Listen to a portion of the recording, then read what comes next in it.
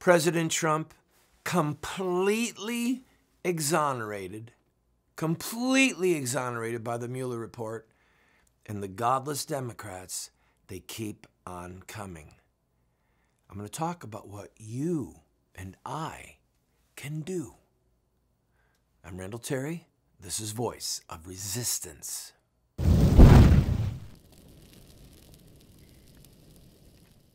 Welcome to the program, friend. We are in the middle of filming some music videos in our studio, and hence my library, which is not a green screen. It's actually a library. My library is hidden, and now you have this new image behind you, and it might even change as the day goes on, just for us to have fun. But anyway, I apologize for the new look, and hopefully it won't distract you from what I need to tell you. When somebody is a good person, or they want to be a good person, I'm going to tell you the caveat in a minute, the exception. But when someone is a good person, or they want to be a good person, when they make a mistake, what do? They apologize. They admit it.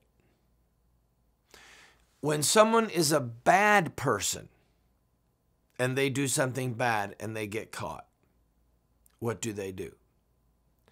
They might give a feigned apology, but it's really quick. They might make a lot of excuses, but they're going to go right on pursuing more evil.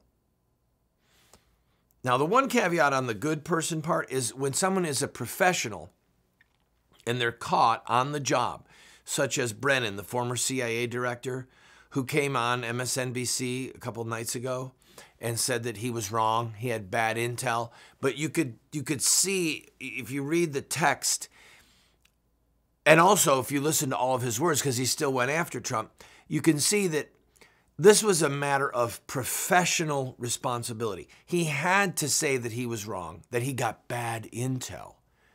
This is a man who was calling the president a traitor, saying that the president was guilty of treason, all right? The former head of the CIA. This man is a vile, despicable human being. But because of the office that he held, the professional duty that he had to say something that was almost a mea culpa, I'm guilty. That's the one place where you can have an exception. Good people trying to be good, when they make a mistake, they admit it, they apologize. Somebody who's not a good person, like Brennan, he's an evil man. When he is caught red-handed in something that is sinister, evil, despicable, deceitful, he's got to say something, because he was the head of the CIA, for goodness sake. So that's the one exception.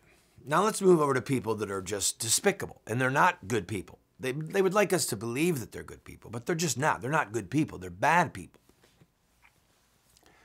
The folks that are at CNN, ABC, CBS, I'm painting with a broad brush here. I'm not trying to say every single one of them are bad, but the reporters, the anchors, the talk show hosts who spent nearly 2 years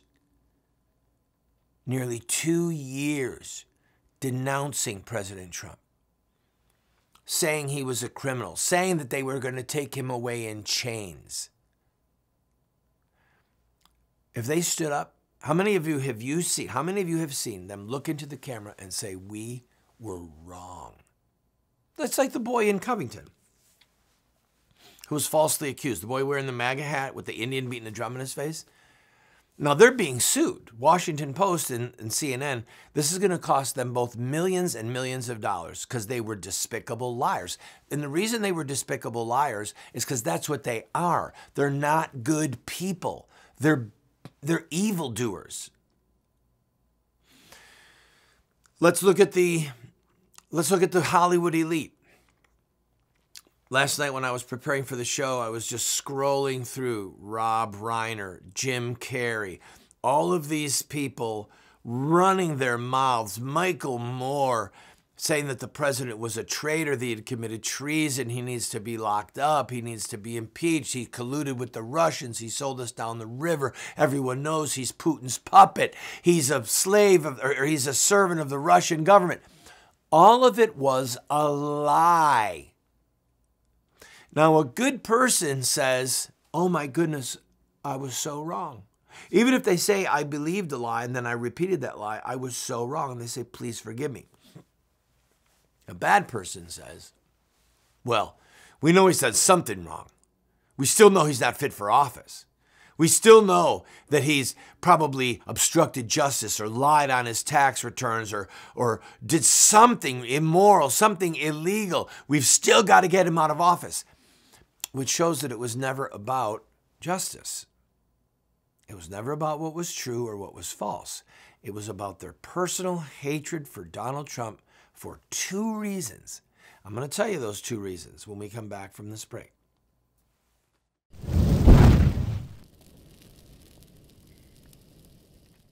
Introducing Roxy Guitar. If you're a guitar or bass player, whether you play acoustic or electric, check out Roxy Guitar.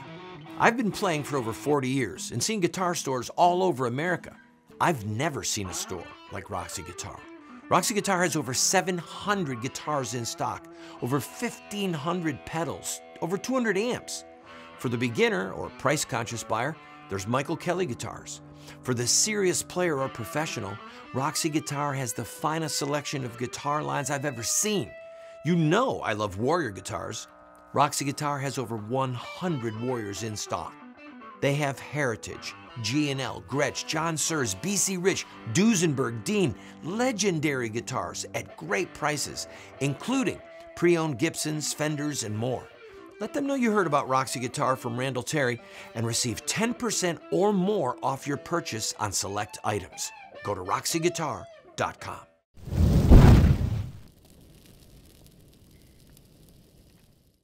Welcome back to the program, friend. The two reasons that they hate him so much and that they will never stop, they're not going to stop. He's going to win re-election, and then during his second term, they're going to continue, okay? This is what's going to happen. They despise him. They hate him. There's two reasons. One, he derailed Hillary. Hillary was supposed to be the first woman. Hillary was supposed to be inaugurated, coronated, take the royal throne of the U.S. presidency and make it her own. And he beat her. And then they all had egg on their face. So there was just a visceral hatred of him beating Hillary. But the one that's far more important, the one that is far more spiritual, the one that links these people with the snares and the malice and the evil of the demonic, of the devil, is he said that women should go to jail for killing their babies when abortion is made illegal again. Do you remember that? Now let me explain. He walked it back. Sadly, I wish he wouldn't have, but he did. But he said in a moment of clarity, once child killing is made illegal again, it's a crime, and if a woman kills her baby, then she has to be charged with a crime. Yes, that is the truth. But that one statement triggered an avalanche of demonic alarm bells, okay? Satan receives the blood of innocent children as an offering to himself. It is an attack on Christ. Child killing is an attack on Jesus Christ. It's the closest thing that Satan can get to really harming Christ, is killing babies made by God, made in the image of God. When he said that, it wasn't just political alarm bells that went off. It was demonic alarm bells that went off. Now, he made clear during his run for the presidency that he would appoint justices to overturn Roe versus Wade. Okay? The single most demonic thing that is happening in this country today, as far as under the color of law that's happening socially, is the murder of babies. Okay? That's it. And Trump hit the jackpot as far as triggering a deluge of demonic rage when he said that women should go to jail. These people who hate him so much, some of them who are dancing with the devil. And I, for those of you who believe in spirits, angels, demons, you believe in heaven and hell, You believe in the Prince of Darkness, not in the sense like, I believe in you, but you know that he exists, okay? You understand when I say the word demonic, satanic, demon possession, demonic influence, demonic deception, the devil changing himself, transforming himself into an angel of light, if possible, to deceive the very elect. You understand. There are people who don't understand. In the St. Michael prayer, it says, you believe in angels, right? You believe in guardian angels. We have angels around us. The St. Michael prayer says, St. Michael, the archangel, defend us in battle. Be our protection against the wickedness. Some of the words say the malice and the snares of the devil. The malice. And what you're seeing right now with these people who don't apologize, they're never going to apologize. They don't care that they were wrong. And the reason that they don't care that they were wrong is because they are full of malice, ill will. If they could kill Trump and get away with it, they would do it. Like Kathy Gifford holding up the image of Trump's head with blood dripping off. If they could literally kill President Trump and not suffer any consequences, they would do it. Because they're filled with malice. They're filled with evil. And some of them, and this is where it gets really dicey, interesting, sad, tragic, I don't even know what adjective to describe it. Some of them are so filled with malice and evil, so filled with darkness, that they don't know that they're the bad guy in the story. They're so deluded and they're so deceived because they've rejected the law of God. What wisdom can they have? What light can they have? There's darkness in them. What light can they have when they embrace evil, child killing, homosexual marriage, socialism? What light can they have? They don't have light. Their minds are full of darkness. But they want to use the adjective good. I'm fighting for good. I'm fighting for justice. When in fact, they're fighting for evil, for bloodshed, for tyranny, for slavery. And they're so twisted and bent in their mind, they don't realize they're the bad guy in the story. But nevertheless, they are filled with malice. Nevertheless, they are filled with treachery. And the satanic minions are pulling the strings of some of these people. Some of them are on autopilot. They're so stupid and deceived that they're just spouting off and they think they're clever. But they're evildoers. Make no mistake about it. They are evildoers. And they are filled with malice. And that is why they are not going to stop coming. President Trump beat Hillary. He promised to overturn Roe. Those two things will have earned the unending rage and malice of the evil in Hollywood and in the media and in politics. Those three hinges upon which the door of darkness swings in the natural: politics, media, Hollywood elite, the entertainment. President Trump earned their rage and their malice because he beat Hillary and because he wants to overturn Roe and protect babies from the abortionist knife. I've got to take a break. When we come back, I want to talk to you about boldness and about what is polite and what is impolite.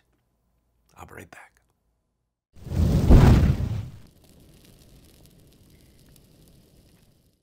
I also want to speak tonight directly to Muslims throughout the world.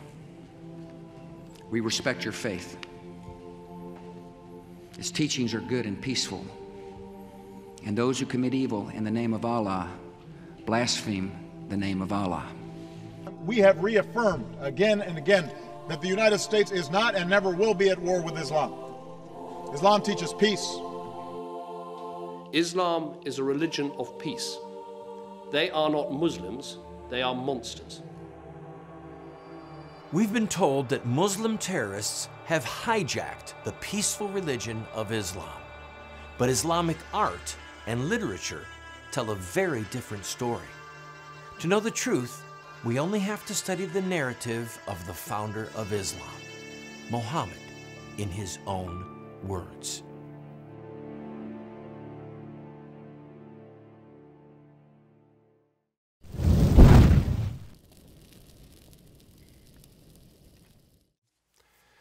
I have been in the culture wars for 35 plus years. All right? I have been on television. I have been quoted. I have been in the streets.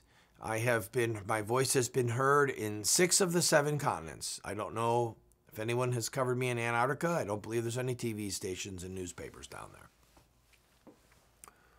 I was in China when the British turned over Hong Kong to the communists and surrounded by police because we were holding up signs saying this Chinese communists were a regime of blood. Holding up signs with aborted babies because of China's one-child policy. Friends, I've been fighting, risking my life, saying the truth in a public setting for 3.5 decades. In that time, I have watched the steady decrease of passion and clarity in the Christian community, both in our leaders and in the pulpit. I remember Jerry Falwell. I was with Jerry Falwell in the street. I was with Jerry Falwell when he came to Atlanta to stand next to me while we were blocking the abortion mill doors. When he came to Atlanta to speak at another time at one of our events. I was with him when I preached in his church, when I spoke in his university. He had guts. He stood up there and said, Operation Rescue, the pro-life group I was leading, it was a breath of fresh air.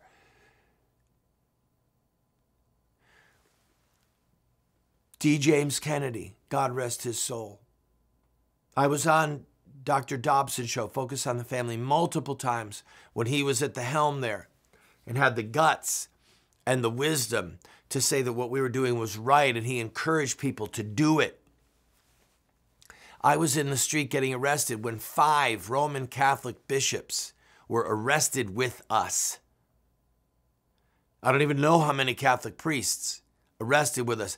I don't even know how many evangelical ministers, Melody Green, Bob Weiner, Larry Tomzak, pastors of huge churches out in the street getting arrested saying abortion is murder.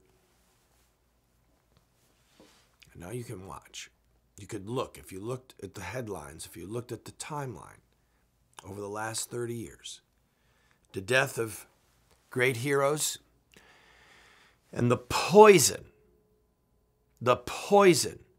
of false love, the poison of an unholy mercy, the poison of relativism, the poison of a fear of losing a tax-exempt status, the poison of a false and unholy tolerance has crept into the church, both evangelical world and the Catholic world, and it has emasculated, disemboweled, and castrated the leadership.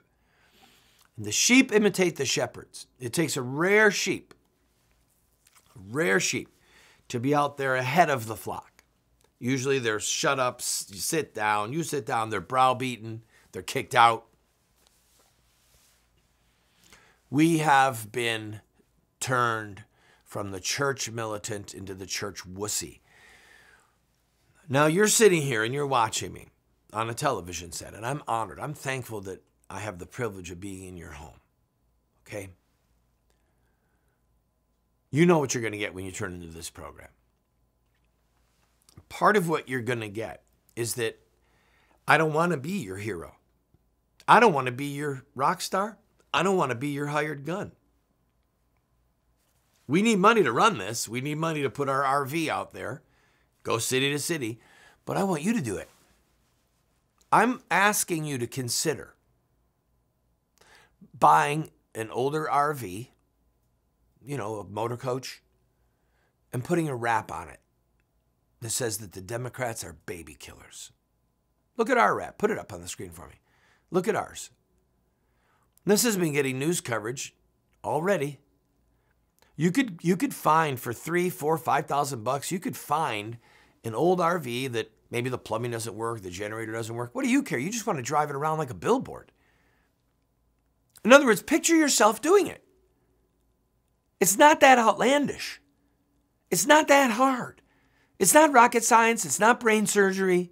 You don't have to figure out how to do open heart surgery. It's just heralding the truth. Please don't go away. I'll be right back.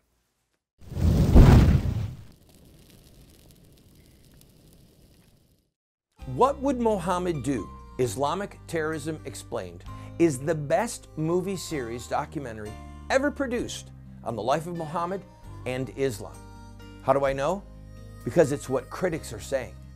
John Moore, radio host and author, said, "I learned more from What Would Mohammed Do about Islam and Islamic terrorism than I've learned from everything I ever read and watched in my entire life."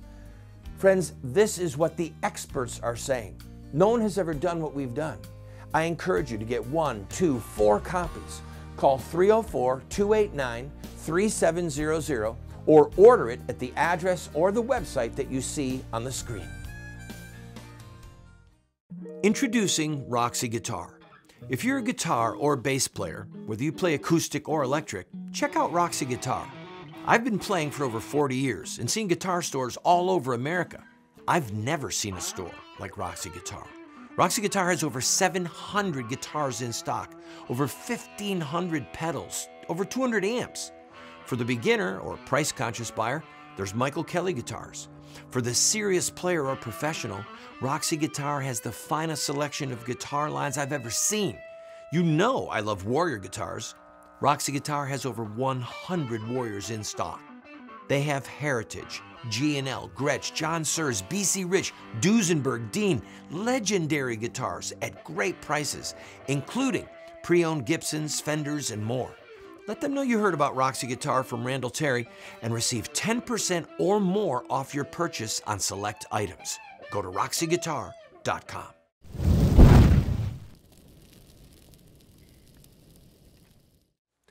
In this segment, I am here to give you permission. Permission to say out loud what is in your heart. And permission to take off the shackles that have been put on you, shackles of false spirituality and false love. I'm speaking specifically about how we address the media, the politicians, and the Hollywood elite, the actors and actresses, the bimbos and the morons, how we address them, how we confront them in the light of what has just happened to President Trump, his exoneration. Now, many of these people live and die watching tweets and reading the comments when they're in a story. They're bored. They don't have time. They want people to like them. I'm giving you permission to go say what you want to say, to go say what's in your heart. I know you're not going to blaspheme. I know that you're not going to threaten somebody with physical harm, right? I want you to feel free to say you're an idiot. You're an unholy moron. To say to one of these loose women, look, you're an unpaid whore and you expect us to follow your moral compass? To say to someone you're a villain, you're a whoremonger, you're depending on who the person is and what the crime is, we've seen the Me Too movement, right? Where did that emerge from? It emerged from Hollywood. And that's what's really funny. The Me Too movement, all these women being abused, I'm not laughing at what they have gone through. I'm laughing at the irony that the three hinges, politics, media, and entertainment, those are where the vast majority of the Me Too people are coming out of. Why? Because they're all debauched. No, not all debauched, but most of them are. They're a den of vipers. They're a brood of evildoers, and you have permission to say it. Stop trying to be nicer than Jesus. I mean, think about it with me. Jesus is going to send a lot of these people to hell. He's going to send them into the lake of fire to fry for all eternity, okay? So calling them a name or two that might jar them out of their idiocy is not a sin against them, and it's not a sin for you to do it. It might be required of you to do it because at least we can browbeat them a little bit into silence. Because if we don't fight them, they aren't going to quit. People are going to keep coming at us, keep coming at Trump. Please Take permission and go fight them and say what's in your heart. God bless you.